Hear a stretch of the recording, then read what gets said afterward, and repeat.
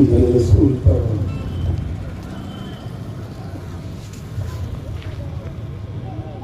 काबिल सदे तमाम मुअज़्ज़ज़ उलमा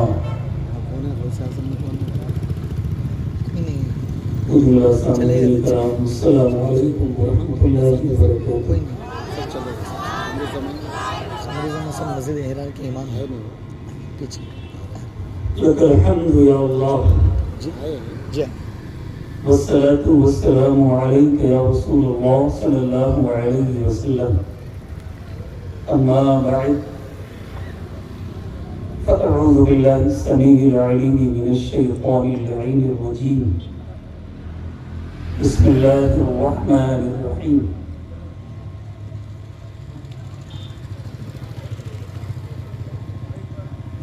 लक़द कान लकुम फ़ी रसूलिल्लाहि उस्वतुन हसनह। फ़क़ाल फ़ी मक़ामिन आख़र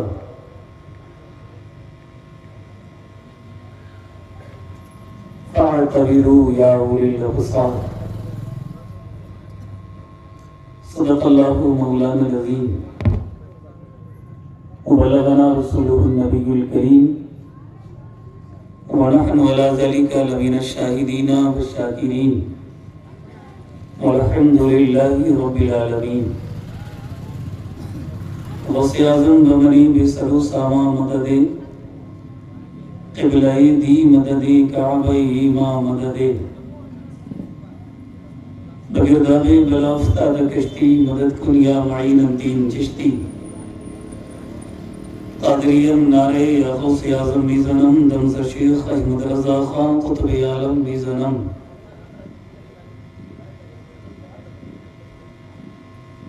ला युमकिनु सनाउ कमा कान हक़्क़ा बाद अज़ खुदा बुज़ुर्ग तो ये किस्सा मुख्तसर।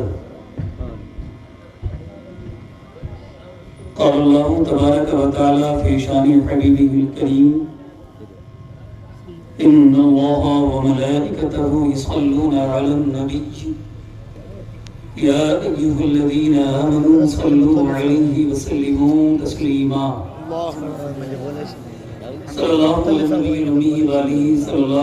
अलैहि वसल्लम। सलातुन व सलामुन अलैका या रसूलल्लाह सल्लल्लाहु अलैहि वसल्लम। कुरान मुक़द्दस की छोटी छोटी दो आयतें करीमा तिलावत की। एक आयत में रब ने ऐलान फरमाया तुम्हारे लिए मेरे महबूब की जिंदगी बेहतरीन नमूना है। दूसरी में रब ने इरशाद फरमाया ए आँख वालों इबरत हासिल करो। इससे मुराद पिछली उम्मतें पिछली कौम के गुनाहों की जब उन लोगों ने हद पार की तो अल्लाह ने उनके साथ क्या मामला किया। तो ऐ आँख वालों इबरत हासिल करो। क्या बोल रहा है? ऐसा लग रहा है कि बाहर के बोल रहे हैं। यहाँ से अभी ठीक था कर दीजिए सर। आज का ये प्रोग्राम बना में इस्लाह माशरा व इस्तिक़बाल माह रमज़ान इस प्रोग्राम को रखा। लगभग 11 के पार वक्त पहुंच चुका है। हमारी कौम के हालात ऐसे हो गए कि 2-2 घंटा नात खानी समझ में लोग ही कुछ नहीं होगा। हाय हुल्ला किया हाथ उठाया लोग चले। जलसों का मयार ये होना चाहिए नात इबादत है। क्या है नात? इबादत है। लेकिन आधा घंटा 1 घंटा बहुत होता है। फिर दोबारा नंबर लगा दो किसी के बाद तो एक अच्छा माहौल रहता है। कितने लोग ऐसे कि जो चले गए। क्या मकसद है जलसे का? क्यों हो रहा है? कुछ पता ही नहीं। वापसी हो गई। खैर अल्लाह बेहतर फरमाए। सोचने और समझने का मादा भी अता फरमाया। ये प्रोग्राम जिक्र रसूल और उलमाए कराम की आमद और शहजादा यमीन शरीयत की आमद आपके इस शहर में हो चुकी है। अनकरीब वो लोग उनकी स्टेज हैं और हम आदमियों को आने वाले हैं। मैं सोच रहा हूँ थोड़ी देर फिर आपसे बात कर लूँ, हालांकि मौजू तो कई आ चुके। दोपहर कुछ और था, असर में कुछ और था, ईशा में कुछ और, लेकिन मैं थोड़ी देर आपसे बात करूँ। अल्लाह ने अपने हबीब को हमारे लिए आइडियल बनाकर भेजा है। हमें किसी दूसरे को आइडियल बनाने की जरूरत नहीं। वो कौम अपना आइडियल तलाश करे जिसका नाम हो। हमारे लिए तो हमारे आका हैं। हमें किसी मगरिबी तहजीब के पीछे चलने की जरूरत नहीं है। हमें किसी तमद्दुन, मगरिबी तमद्दुन अपनाने की जरूरत नहीं है। इसलिए मगरिबी तहजीब, मगरिबी तमद्दुन, ईसाइयों और नसरानियों का कल्चर वो लोग इख्तियार करें जिनके पास कोई आइडियल ना हो। हमें तो अल्लाह ने अपना हबीब पहले ही दे दिया है। लेकिन जो लोग यहूद व नसारा का कल्चर अपनी जिंदगी में शामिल किए हुए हैं, वो याद रखें इस चीज को कि जब दुनिया लोगों के दिलों पर अपना पंजा गाड़ देती है तो उनके अंदर से दीनी रुझान, मजहबी गैरत और एतकादी तसल्लुक की गिरफ्त ढीली पड़ जाती है। वो दुनियादार हो जाते हैं। फिर उन्हें दीन की तमीज, उन्हें दीन का तमद्दुन, उन्हें दीन की पहचान उनके करीब से भी नहीं गुजरती है। फिर अपनी जिंदगी के हर मामले में बच्चे की पैदाइश से लेकर और कब्र के जाने तक वो मगरिबी तहजीब की तरफ देखते हैं। इसलिए यतीमुल अक्ल वो लोग हैं, यतीमुल इल्म वो लोग हैं, मुजर्रद अनिल अक्ल वो लोग हैं। गदाउल लदी, क्या कहें इन लोगों को जिन्हें इतना ही शऊर नहीं है कि जिंदगी कैसे गुजारी जाती है। आज लोगों को दौलत का नशा है, पैसे का नशा है, और ये नशा किसी चीज का भी हो, जो नशा छा जाता है ना, वो जिंदगी बर्बाद कर देता है। वो शराब का नशा हो, वो दौलत का नशा हो, वो इज्जत का नशा हो, वो इल्म का नशा हो, नशा किसी चीज का भी हो, जब कोई चीज हद से तजावुज करती है तो फिर तबाही उस कौम का मुकद्दर बन जाती है। समझ रहे मेरी बात को? अभी शुरू कर रहा हूं, हालांकि या मेहमान आ गए, अब मैं नहीं चाहता कुछ देर आप लोगों से बात करूं, लेकिन कुछ बात करें तो फिर ऐसे करें कि जहन में बात आए, है ना, कि मैं कहना क्या चाहूं। अब मैं डायरेक्टली शुरू कर दूं तो आप कहेंगे कहां से शुरू होगा, आप बताओ क्या करना। तो हमारी कौम के हालात क्या है? दूसरों की शादियों को हमने देखा तो उन शादियों में जैसा गैर लोग रस्में करते, हल्दी उड़ाना, डांस करना, नाचना, वो हमने अपने अंदर शामिल कर लिया। नशा करना, शराब पीना अपने अंदर हमने शामिल कर लिया है।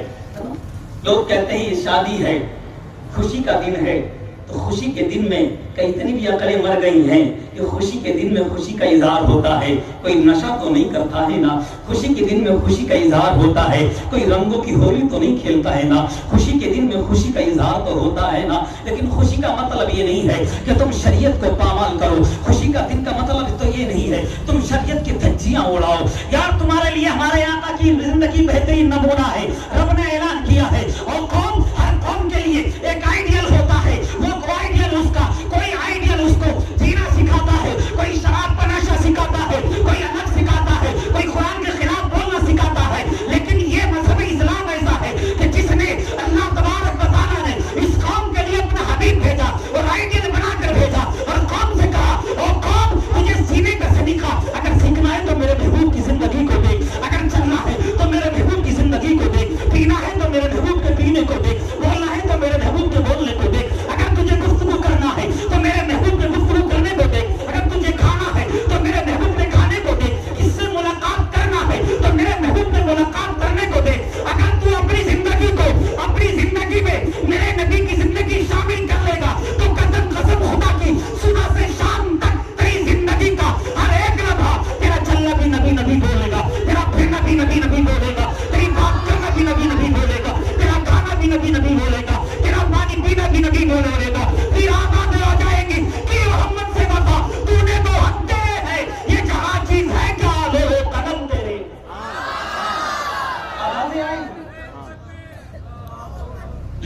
पहले हम अपनी जिंदगी को देखें ना, हमने अपनी जिंदगी में आका का तरीका शामिल किया है कि नहीं?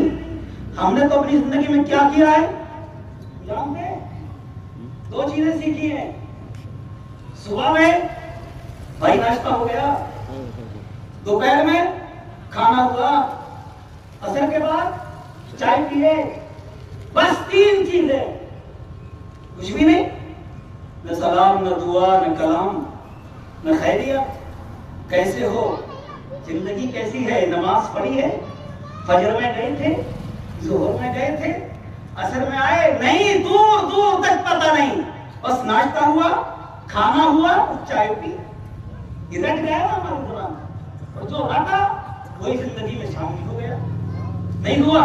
और इसी वजह से आज चारों तरफ से इस कौम पर गैर कौम हमला कर रही है। ए कौम तेरी मस्जिदों को निशाना बनाया जा रहा है, ए कौम तेरे मदारिस को निशाना बनाया जा रहा है, तेरी खानकाहों को निशाना बनाया जा रहा है। आज चार तरफ से इस्लाम के दुश्मन इस कौम पर हमला आवर है कि चाह रहे हैं किसी तरीके से इस्लाम को मिटा दिया जाए, चाह रहे हैं इस्लाम के मानने वालों को खत्म कर दिया जाए, चाह रहे हैं लोग कि किसी तरीके से लोग इस्लाम से दूर हो जाए। लेकिन लोगों, अगर तुमने अभी अपना कल्चर ना बदला, अपनी आदत ना बदली, अपना अखलाक ना बदला, अपना किरदार ना बदला, अपनी रविश ना बदली, तो याद करना फिर डॉक्टर इकबाल ने कहा था तरीके मुस्तफा को छोड़ना है, अजय बर्बादी इसी से कौम दुनिया में हुई। इख्तियार अपनी हमें करनी है, शहंशाह बर्बादी रजा जो आई वो अपने हो गए तो रहमत परवरदिगार अपनी शामिल करो ना जिंदगी में। हमने नहीं किया, दीन का दर्द नहीं, दीन की फिक्र नहीं, न बच्चों के मुस्तकबिल की फिक्र है, न दीन का दर्द है। देखो आज का ही मसला सुन लो, आओ अपने शहर का, बेंगलोर की लड़की, चित्रदुर्गा का लड़का, लड़की मुस्लिम, लड़का गैर, क्या कल से सिरा में क्या कोहराम नहीं है? क्या आज पूरा दिन उन्हें पुलिस स्टेशन में लड़के को नहीं हो गया है? उस लड़की वाले को बुलाया गया है। काश अगर अपनी लड़कियों को हम मजहबी तालीम देते, दीन के बारे में उन्हें बताते, तो उन्हें पता चलता।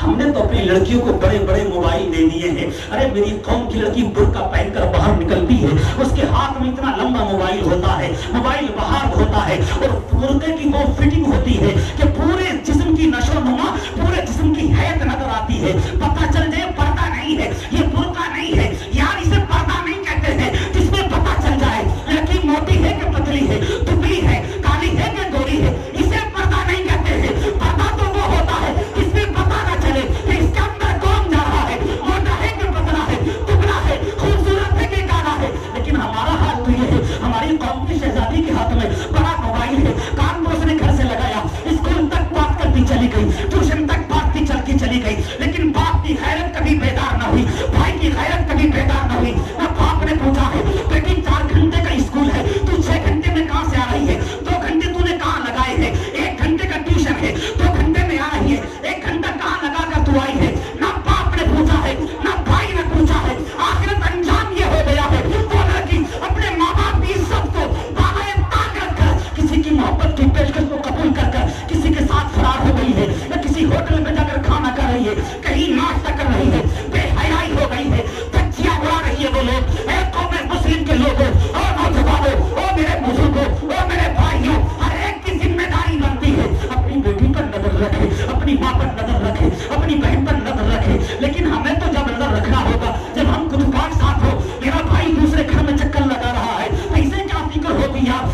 कौम के लोगों अभी भी वक्त है, सुधर जाओ, वरना याद रखना लोगों ने मंसूबे तैयार कर लिए हैं। एक मुसलमान लड़की को लाया जाए, 5 लाख रुपए दिए जाएंगे, एक घर भी दिया जाएगा, मुकदमा भी लाया जाएगा, तुम्हारे खिलाफ मंसूबे तैयार हो गए हैं। अभी बेदार न हुए, अभी ना जागे तो याद रखना फिर तबाही तुम्हारा मुकद्दर बन के रह जाए। इसलिए बेदार हो जाओ, अभी भी वक्त है। मैं किसी की पढ़ाई का मुखालिफ नहीं मोहतरम, लेकिन जब कौम की लड़कियां चलती है ना बुर्के में मोबाइल लेकर, तो एक झटका सा लगता है।